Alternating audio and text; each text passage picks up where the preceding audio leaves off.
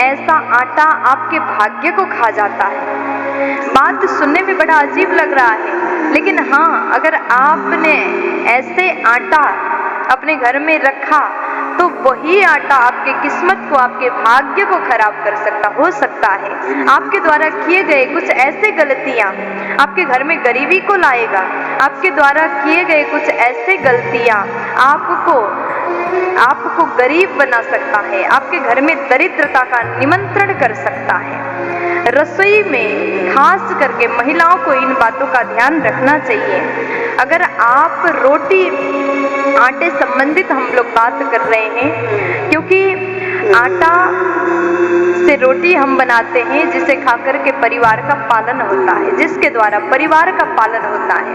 लेकिन कभी कभी रोटी परोसते समय आपसे ये गलती हो जाता है। आप रोटी परोस रहे हैं तो ध्यान रखिए, कभी भी प्लेट में 3 रोटी ना परोसें। कई बार हम लोग 4 नहीं खा सकते तो 2 थोड़ा कम पड़ जाता है, 4 ज्यादा हो जाता है तो 3 रोटी लेकर के खाने लग जाते हैं। ऐसा कभी भी नहीं करना चाहिए। कभी भी प्लेट में 1 अथवा 3 रोटी ना ले, या फिर 2 लीजिए या फिर 4 ले लीजिए। तो रोटी परोसते समय कभी भी 3 रोटी नहीं परोसना चाहिए। ऐसा करना अच्छा नहीं माना गया है। फिर उसके बाद में भोजन बनाते समय अगर महिला दुखी होकर के, घर की जो नारी है दुखी होकर के भोजन बनाए तो उस घर में ऐसे भोजन को भगवान स्वीकार नहीं करते हैं। इसलिए जब भी आप भोजन बनाए तो प्रसन्न मन के साथ में बनाए।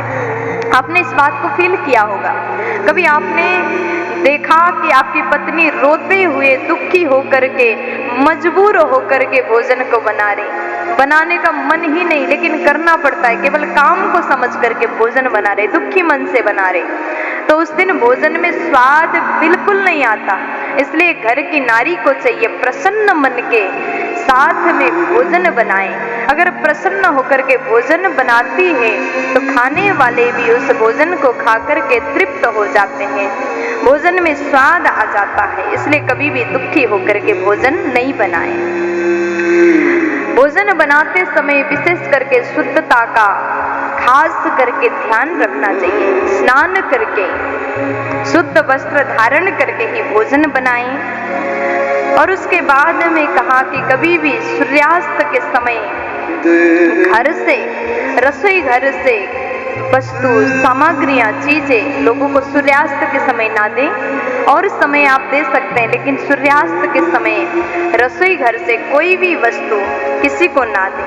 जब आप भोजन बनाएं तो भगवान को भोग लगा करके ही खाएं, क्योंकि अगर आप भोग लगा करके प्रसाद के रूप में भोजन को ग्रहण करते हैं तो ऐसा भोजन आपको निरोगी काया प्रदान करता है। आप स्वस्थ रहोगे, सदैव प्रसन्न रहोगे।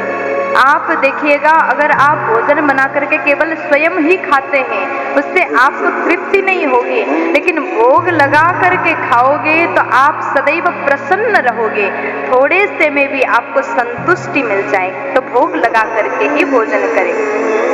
उसके बाद में कभी भी आपने आटा गूथा है और कुछ रोटियां बनाए और आटा बच गया तो उसे फ्रीज में मत रखिए। गोल बना करके फ्रीज में रख देते हैं, पिंड बना करके फ्रीज में रख देते हैं। ये करना अत्यंत अशुभ माना गया। अगर आप ये सब काम करते हैं तो नकारात्मकता को आप घर में निमंत्रण करते हैं। इसलिए भोजन बनाते समय इन बातों का विशेष ध्यान हर माताओं को देना चाहिए।